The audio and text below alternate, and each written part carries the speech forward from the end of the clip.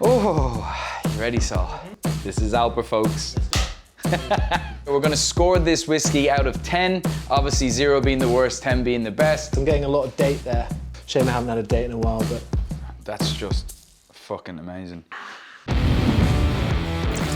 All right, guys, we are back with another 2-minute review. It's Jay.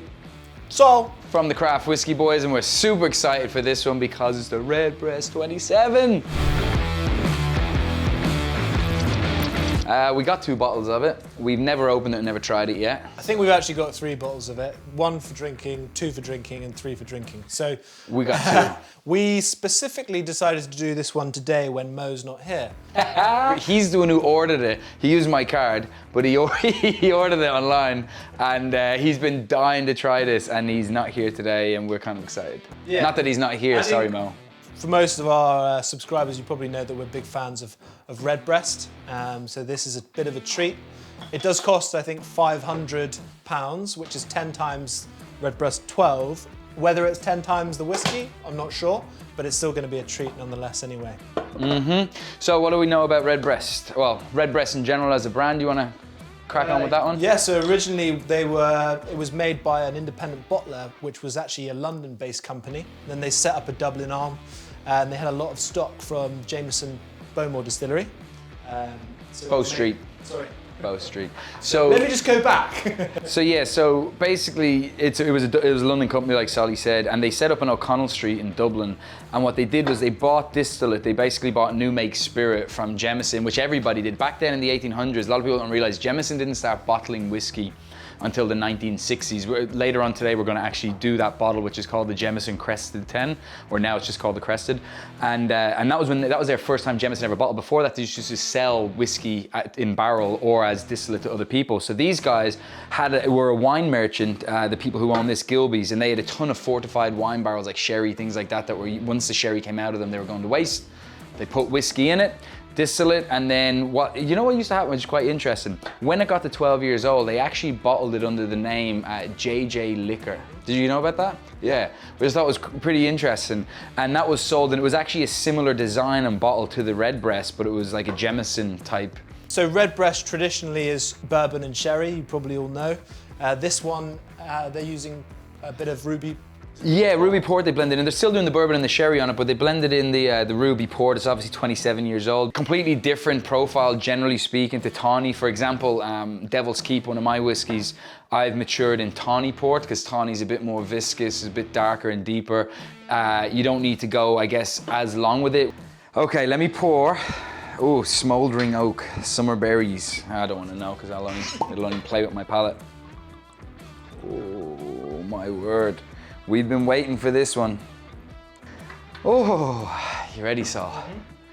2-minute review starting now. Now, Alper, where are we? You got your clock ready? No cuts, no edits. No cuts, no edits. Alper, jump up, do your click.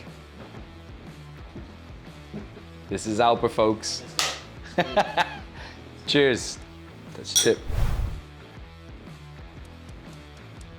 Ooh. God, I love it. I love the pot still. Just a pot still whiskey made by Irish distillers. The skill that they have down there is phenomenal. That's really interesting. Like it's not it's not what you get normally on a Redbreast. Obviously, it's quite rich and fruity. But I'm getting like those sort of really rich fruits, like dates. Yeah, I get a lot of date. I was going to say that actually. Absolutely no ethanol. But having said that, this is the Turkish tea glass, and no, but I'm not getting any ethanol on this either. On the Glencairn, and it's not got the same divergent rim as that. It's a little bit less. It's quite sweet. Yeah, I think that's just coming off the dates. I'm getting a lot of date there. Shame I haven't had a date in a while, but.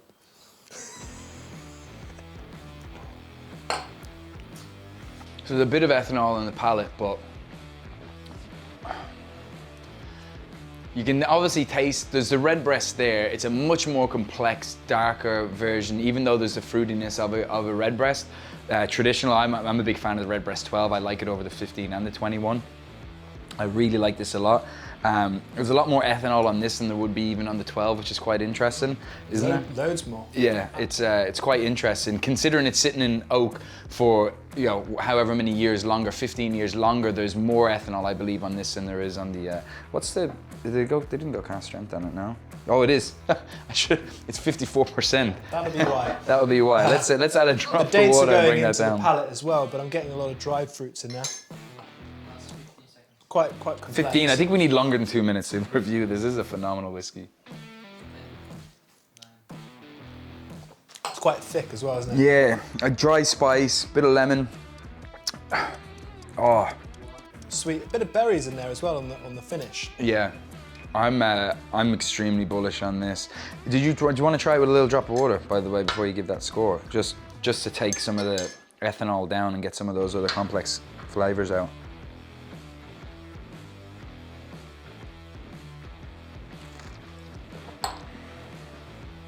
Okay, so we went longer than 2 minutes, a little bit of a cheat, but god damn it, this whiskey deserves it.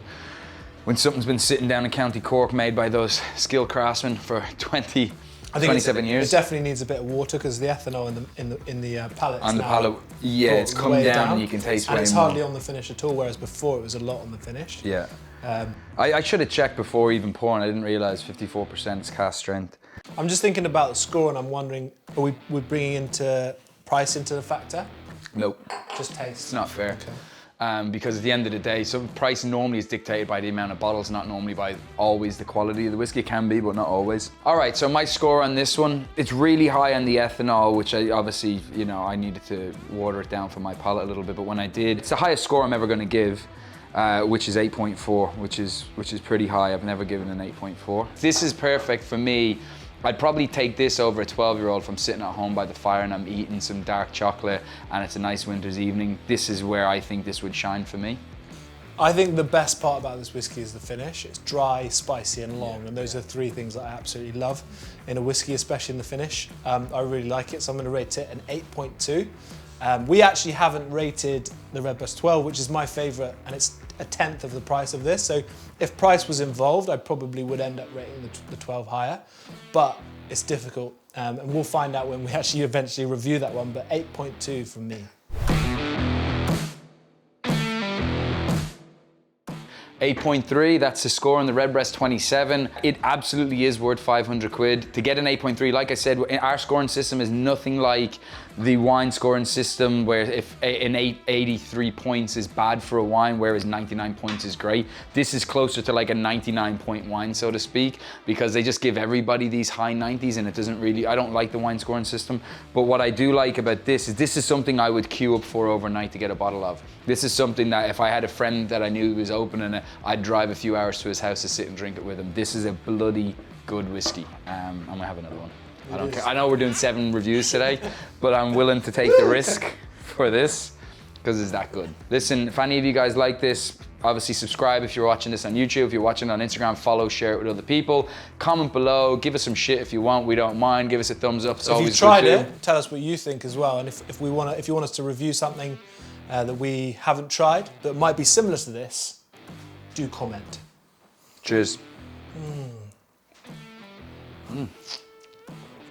See, that's just fucking amazing.